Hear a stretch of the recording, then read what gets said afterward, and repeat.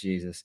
Let's just continue moving along. And we'll talk about NAVI. Obviously, they just yesterday they just topped their group. If you missed that one, it was against FaZe in Group 3. I think they're doing them by numbers over there. And now NAVI are actually looking really strong. So one of the key takeaways is that you're actually getting big contributions from other members who aren't named Simple or Electronic, which is basically what has been echoed for a very long time. Now, when we look at this, when we go, okay, this is kind of where the team was this time last year. Next year, you had to play against them in that fucking grand final. Why do you think it's taken them so long to go from where they were, then they kind of tapered off, and now they feel like they're back again? Like, do you think that teams were just that shell-shocked by being locked inside for a year? I'm not really sure. I think that like Electronic, he had a bit of a drop off in individual performance. Yep. So I'm sure that like that directly caused like the whole team performance to go down as well. As well as Boomish, as well. Like he was like this third guy that you could count on that doesn't necessarily get like the 30 bombs, but he's always making this like crucial plays, rotations, getting these like kills you don't really expect anyone to get, and turning the round on its head. Like they almost always have like super close games. Like it's never really like 16-5 or 16-2. Like honestly, most of the time I feel like they're losing the games, and then Simple has one great round, and then he gets like 15 kills in the next 3 rounds as well, and just turns it on its head. Like I don't really know like what they changed or what is like the key to the success that they're having, but like just having Simple play on the level that he's playing now, having Electronic wake up, and having like all the other guys as well stepping up and putting in decent numbers. Maybe like it had something to do with them bringing in like Bit to play on Inferno. Maybe it made their map pool a bit better, so they're winning they're winning like best of threes more comfortably. Like it could be any number of these things, but they are definitely looking like a very scary team.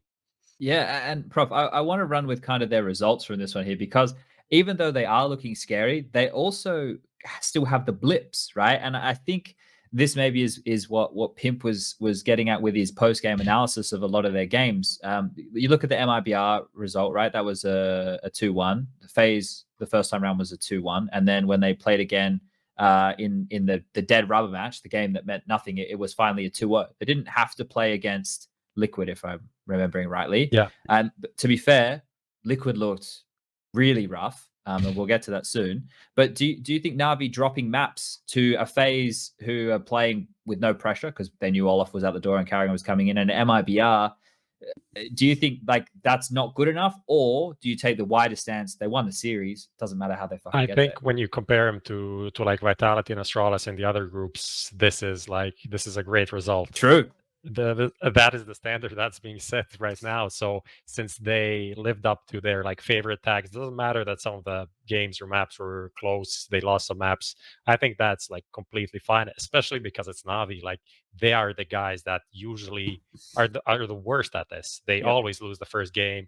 Doesn't matter if it's in the morning, in the afternoon. There's always like some kind of a excuse from, not excuse, but like they're trying to understand why they're losing the first games and they can't. And now they won them. I think, yeah, they won against MIBR and FaZe, and Liquid looked bad, and this was probably the easiest group of all. But it's still like you can only win against who's in front of you. And I think what Nexus said about Boomich, like he was insane in the global finals, and here he had some good map, had some bad maps, but had some insane maps, like a 10-0 entry map on Inferno. And when you have some stuff like that, then you're going to win. Like if Boomich is making that space and winning those duels, that's insane. I think like something that I can ask any of you guys, like why does Boomich sometimes work and other times not? Like I feel like he's practically doing the same things, but sometimes it works, sometimes it doesn't. Yeah. I think that's just inherent to how he plays, though. It's but just like I think we don't have a stat for this, but if you had a stat like most utility damage taken, I think it'd be like double the next guy. But do you not put Boomich in the same bucket as you'd put like a JW and a Fur and like these very volatile players who make plays, and when it works they look like a fucking genius, and when it doesn't it's like dude, you're 0-7 and you've given away like 4 opening duels. For me, I would put him like in the same bracket as Amanek, I would say. Okay. In a sense that like they're both making like some unorthodox plays, and yeah, sometimes it doesn't work and you end up just looking like a guy running through a smoke with a Mac 10, like randomly just dying. But sometimes, it works out great. You get double entry, like you create space for a team. And like, I think in every team, there's always like this like star players who are, like you can count on. They always put up the numbers. They're always like performing really good. But then there's always this one guy who is like the X factor of the team, If he's putting up the numbers, if he's like performing really good, then it means that it's like a lot of impact on the server, and then you were most likely going to win games. I mean, in the first game we played against EG, I think Amanek was on top of the scoreboard, and he was playing really well, and he was creating a lot of space, getting a lot of entries for us. And he's doing it in this like super brawly way, like he'll go through the smoke, he'll like stand in the Molotov and fight with you, like he'll do these unorthodox plays that don't always work, but when they do, it's really helpful for the team.